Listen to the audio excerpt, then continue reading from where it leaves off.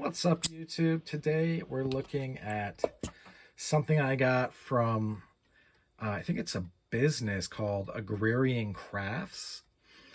I'll look on it, or I'll look on Google for it, but I got it out of a Facebook group. I've been looking at some of the knuckle dusters like this on Etsy.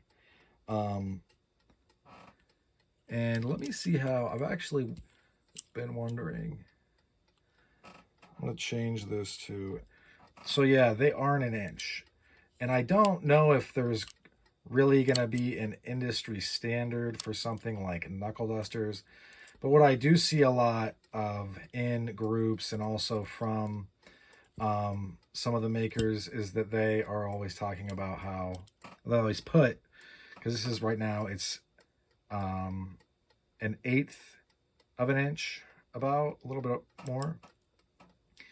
And where that is going to come into play, we'll get an overall as well. Overall, you're talking about nearly 5.5. And I'm going to put away this thing. Where this comes into play is this. Well, first and foremost, this is asymmetrical, as you can see. So that means there is a left and a right, and I think that the left of it is here. This does fit in the hand fairly well. Right now, it wants to ride right beneath my knuckles. If I want, I can kind of jam them in there, but I think that really what you're looking for is right there on the crest of it. And right now they're just not loose enough. I also have a cut. I dropped a slip joint blade on this. Luckily it wasn't bad. You can kind of see it. But so anyway, sorry. So this guy right here, this knuckle is just a little, or it was when I first got it. I've been loosening it up. It was just a tiny bit too big, or too small, I should say. Sorry, I'm tripping over my words because I'm trying to, from behind the camera and doing this stuff, sometimes it's like way harder than you would think. Some of the stain is coming off. Leather can be a little bit tricky to stain. I've never done it myself. This looks like it was done with a machine, the stitching, because you can see the tracks of a machine, which means it probably has that captured pattern to it where it comes down and, you'd have to look it up, actually. I don't even know if I can really describe it, but each one of these thread loops comes in and then it's like kind of bound so that each one is in of itself a little thing pulling tight.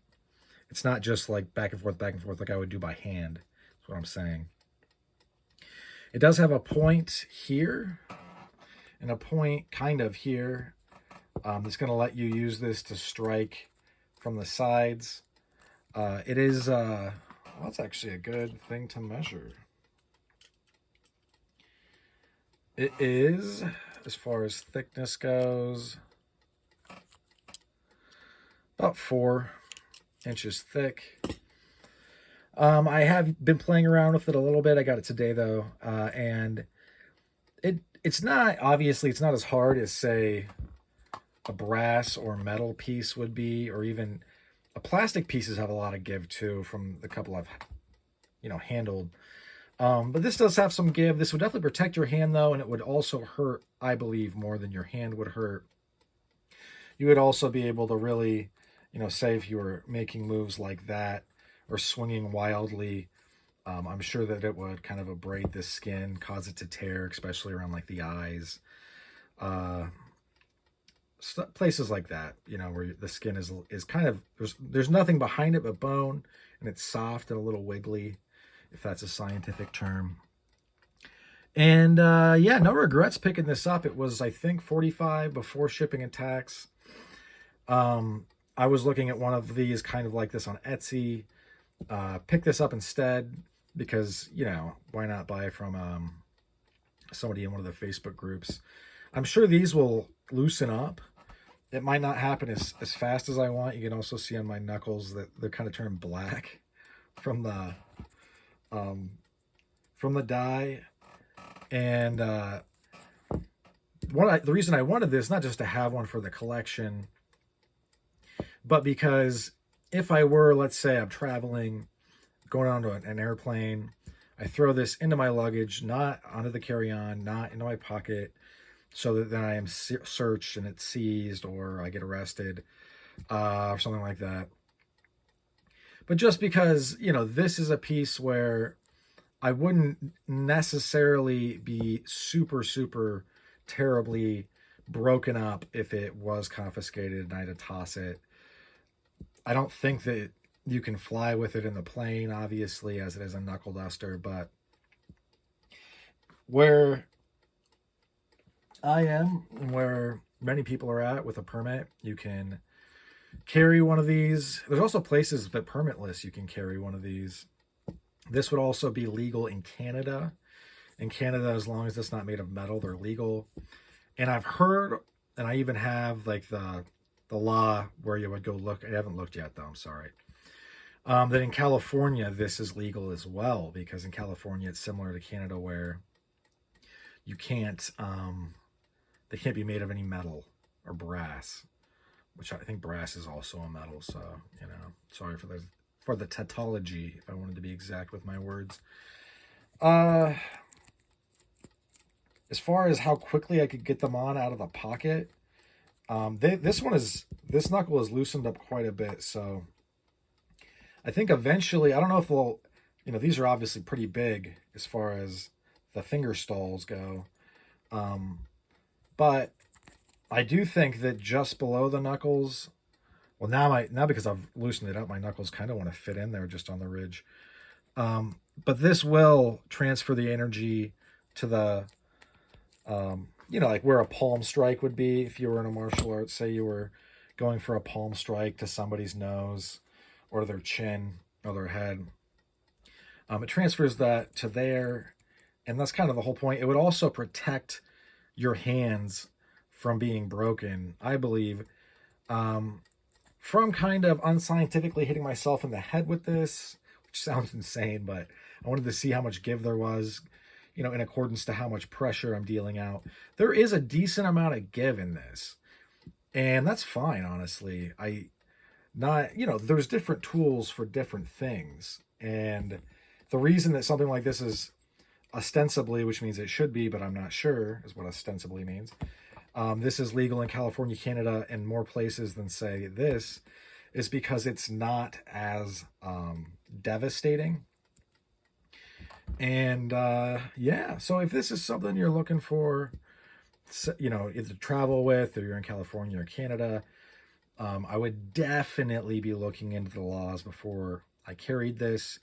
I would know them well enough to be able to articulate them to whatever officer was doing their job, and like, hey, I read this in the laws.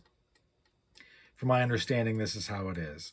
And then I'm sure that they'll be able to either look it up or agree with you or disagree with you, and hopefully you don't catch charges. But at least at that point, I'm sure if anybody has been to court and there's body cam involved, your lawyer's going to request that, and they're going to watch it, because lawyers are expensive. And so most defense attorneys don't mind doing that because they're getting paid a bunch, and they also are there to help your rights not be infringed upon. So that will, and then it'll turn into your lawyer being like, hey, Your Honor, my client even pointed this out, blah, blah, blah. And it is what it is, like some people, I could see a cop say, if you're in a place that's not really about this and it's kind of in a gray area, them taking this and being like, look, I'm just going to confiscate it, but I'll let you go. And that's kind of old school. If they're not going to write any papers on it, I would be like, all right, have a good day, sir. Because this was only for $45 plus shipping and tax. It wasn't like, wouldn't be the end of the world, and it's also not necessarily a collector's piece. I like this one enough where I would really be upset if this got taken away. I'll probably buy another one of it soon. But yeah, so that's about all she wrote for this one. Thanks for sticking with me to the end. Hope you folks have a good rest of your day. And always remember, besides being well versed about the local laws and state laws and federal laws and articulate, well versed enough where you can articulate yourself, one of the biggest checks that a law enforcement person is going to do is called the attitude check.